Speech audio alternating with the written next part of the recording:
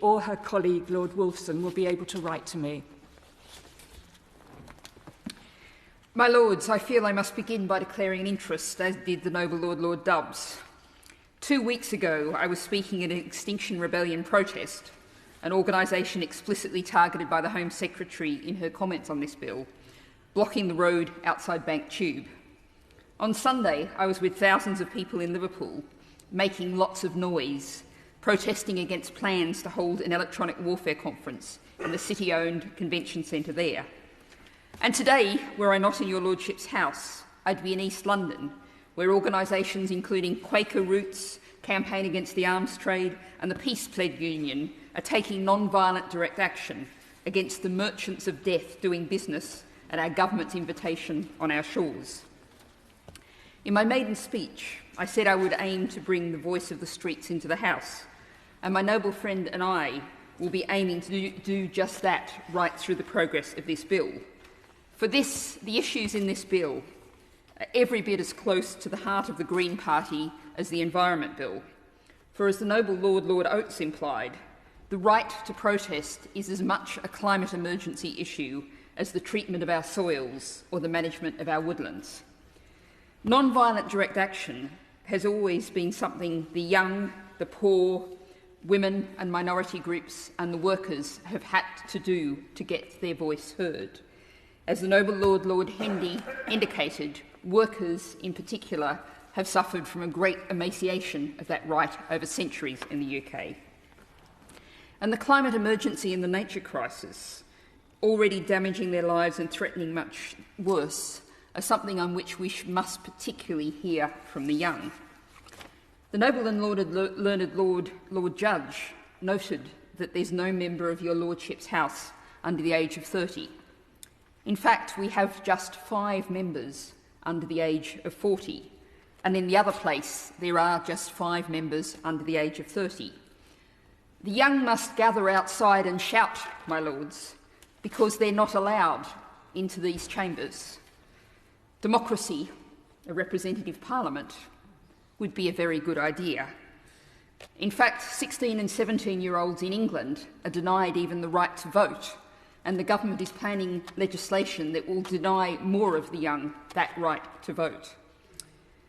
When the political process fails, non-violent direct action steps in, and it works. There's a long and honourable tradition. Very recently, anti-fracking protesters, Sheffield street tree protesters, have seen real success in changing the approach of governments and councils. But I go back to the women's petition led by female levellers, presented here in 1649. We'd be a far worse country without such courage over centuries. But we have a long, long way to go to reach the ideals of equality and justice that the levellers were espousing back in the 17th century. The noble lady Baroness Stahl lamented that social norms are breaking down. Great. I've got a short list, and it could be a very long list, of norms that should break down. Norms that see, as the Right Reverend Prelate, the Bishop of Gloucester, highlighted, black young adults more than 8 times likely to be convicted for a non-violent minor crime than their white counterparts. Norms that see some 17,000 dependent children affected by the imprisonment of their mother each year, because the widely acclaimed Corston report, completed 15 years ago, that said most women offenders getting prison sentences should not, has not been implemented. Norms that see, as the noble Lord Batch said, legal aid cut not just to the bone, but deep into the marrow, unavailable to many who desperately need it, when we know that justice unfunded is justice denied. Now, like the noble Lord Faulkner of Thoroton, I started out with a long list of particular issues that I wanted to address, and I've hardly got to any of them. But I do want to mention the utterly indefensible Part 4 of this bill on unauthorised encampments. I entirely agree with every word said by the noble lady Baroness Whittaker, and I have to cite in this context Martin Neuman's First They Came.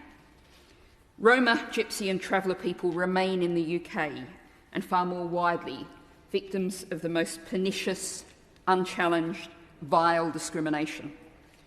To deliberately target them with laws to criminalise the simplest of human actions, laying down to rest, and to destroy their homes is something I'd really ask members of the benches opposite whether they want to countenance. I'm almost out of time, but I want to reflect on the bill and contrast it with the direction of travel and the rhetoric we hear from the government north of the border. The Scottish Government may still not be doing enough, but they are saying they want to reduce the prison population and they want the prison population to be far better treated. It's amazing what a more democratic political system can achieve. For we often hear from the government that it's doing what the people want. But which people and to what purpose? My Lords, I start by declaring my interest in the